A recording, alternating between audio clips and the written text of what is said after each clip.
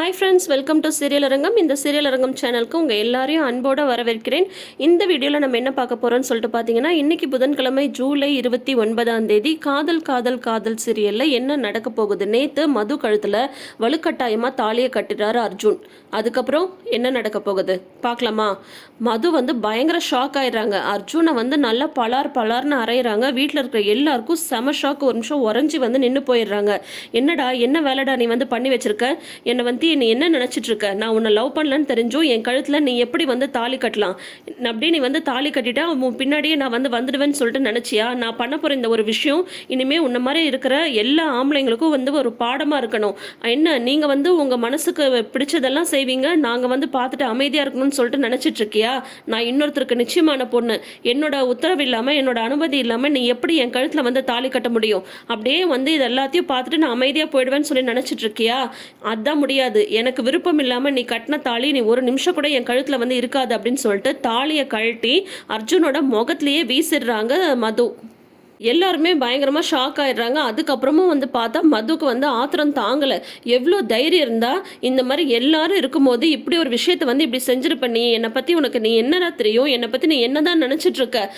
எவ்வளோ தைரியம் இருந்தால் இப்படி ஒரு வேலையை செஞ்சிருப்ப. இதை நான் மறக்கவே மாட்டேன், உன்னை மன்னிக்கவே மாட்டேன். இனிமே தான் மதுவோட சுயரூபம் என்னன்றதையே நீ பார்க்க போகிற.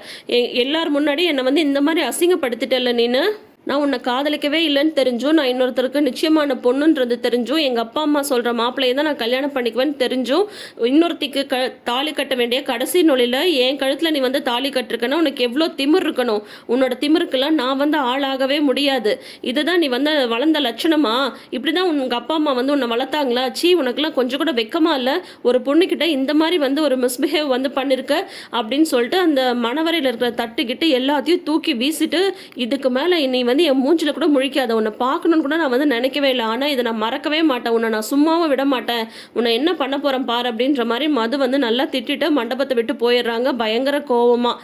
அவங்க தாலியை கழட்டி எறிவாங்கன்னு அர்ஜுன் கொஞ்சம் கூட எதிர்பார்க்கவே இல்லை. அதுக்கப்புறம் அவங்க அப்பாவுக்கு பயங்கர கோவம் வந்துடுது. என்ன வேலைடா பண்ணி வச்சிருக்குன்னு சொல்லிட்டு அவருமே அடிக்கிறாரு. சரண்யா பாரு, எல்லாம் உன்னால தான். நீ செல்லம் கொடுத்து தான் அவன் இந்த மாதிரி ஒரு வேலையை பண்ணி வச்சிருக்கான். அவன் எது பண்ணாலும் சரி சரின்னு சொல்லிட்டு நீ சப்போர்ட் பண்ணல, அதனால தான் பாரு எப்படிப்பட்ட ஒரு வேலையை அவன் செஞ்சுருக்கான் அப்படின்னு சொல்லிட்டு கரிகாலன் திட்டுறாரு.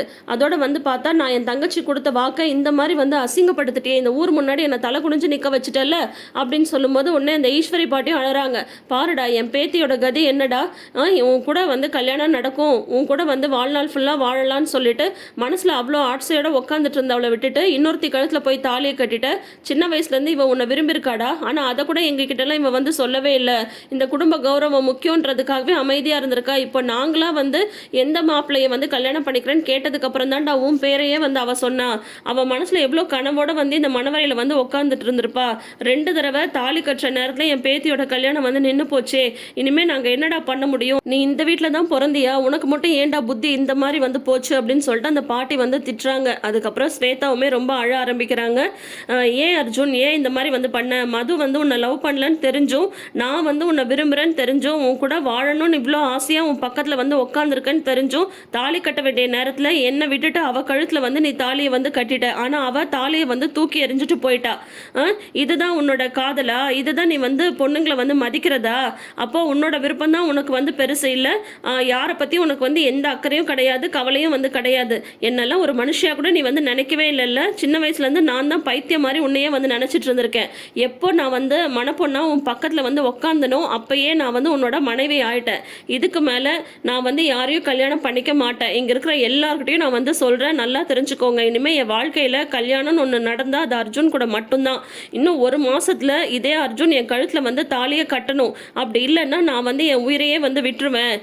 என்னன்னு சொல்லிட்டு நினச்சிட்டு இருக்க? நீ என்னை பொம்மைன்னு சொல்லிட்டு நினச்சிட்டு இருக்கியா அப்படின்னு சொல்லிட்டு ஸ்வேதா பயங்கரமாக அழுதுட்டு அவங்க சொல்லிடுறாங்க. இன்னும் 1 மாதத்தில் இந்த கல்யாணம் நடந்தே ஆகணும். மாமா நீங்கள் தான் இந்த கல்யாணத்தை நடத்தி வைக்கணும்.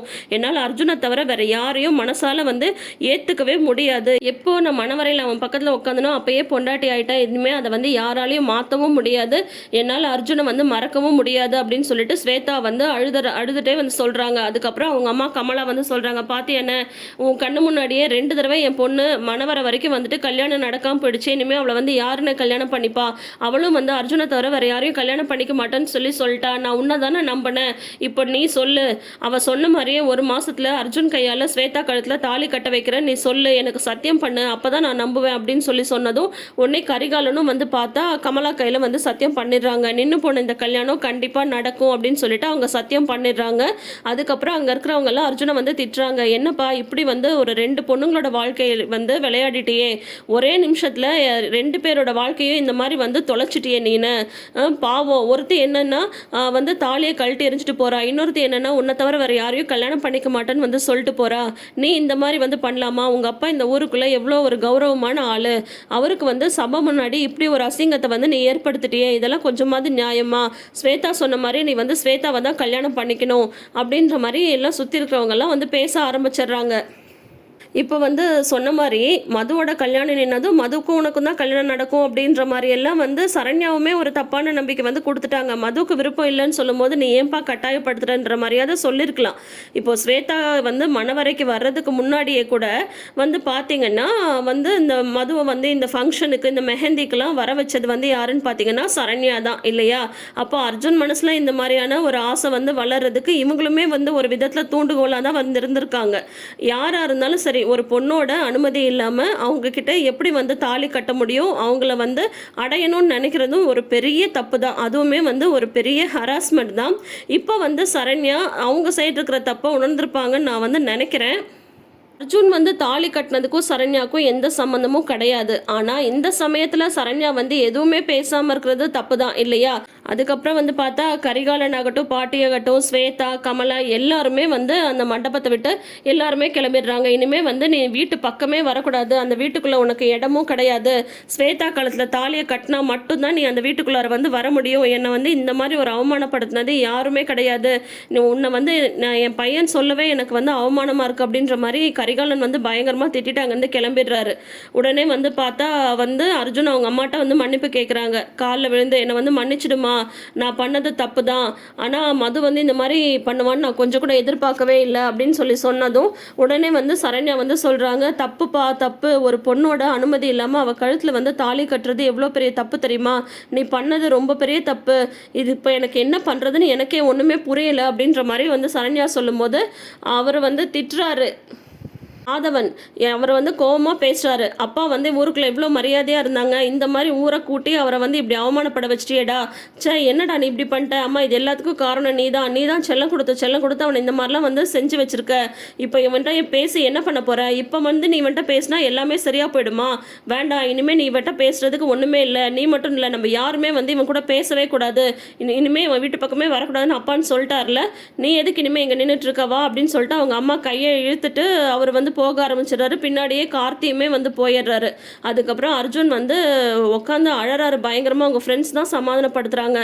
அழாதடா, நீ இந்த மாதிரி பண்ணுவேன்னு நாங்களே எதிர்பார்க்கவே இல்லைடா, என்னடா ஆச்சு உனக்கு, ஏன்டா இந்த மாதிரி பண்ண அப்படின்னு சொல்லும் போது இல்லை எனக்கு வேற வழி தெரியல, இந்த கல்யாணத்தை எப்படி நிறுத்துறதுன்னு சொல்லிட்டு அதனால தான் நான் வந்து இப்படி பண்ணிட்டேன், நான் பண்ணது தப்பு தான் ஒத்துக்கிறேன், ஆனால் மது இப்படி பண்ணுவான்னு நான் கொஞ்சம் கூட எதிர்பார்க்கவே இல்லை அப்படின்னு சொல்லும்போது மது வேறு என்ன பண்ணுவான்னு நீ வந்து எதிர்பார்த்த, நீ பண்ணது ரொம்ப பெரிய தப்பு மச்சான் அப்படின்ற மாதிரி அவங்க ஃப்ரெண்ட்ஸ் வந்து சொல்லிட்டு இருக்காங்க.